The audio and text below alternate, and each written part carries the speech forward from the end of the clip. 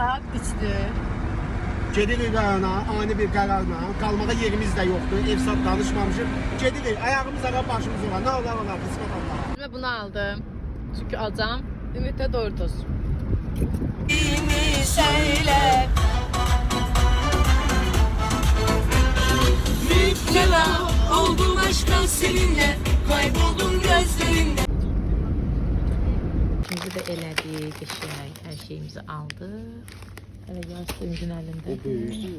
Bu kravatlar, evet. Köhnə kravatlar. Şeyle, ha. Ümit oturur. Hazırlıklar görür. Fatıma yoldaşı da orada samavar kaynadır bize. Tamam, ben yemirəm axı. Hava olsa iyə çatdıracaq özünü. Bu da buduna.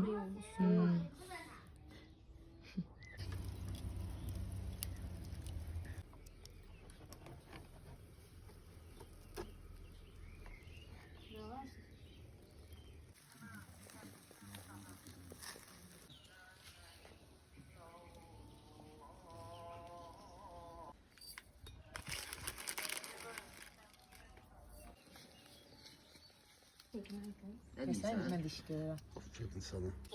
Salat. Soğanımız. Söyle. Al bunu da bax. Al, qorxma.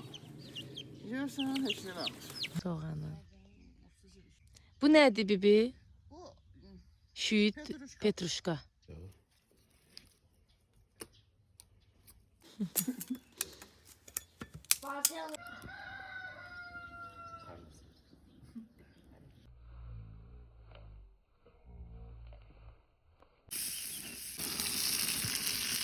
Tatlı qaşı sarıyor.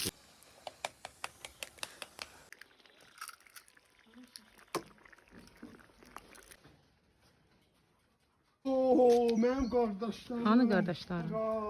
Bunlardır. Yetim, qaqa. Eləmədi. Al bunu da bax. Al, qorxma. Görsən, heç nə eləmir.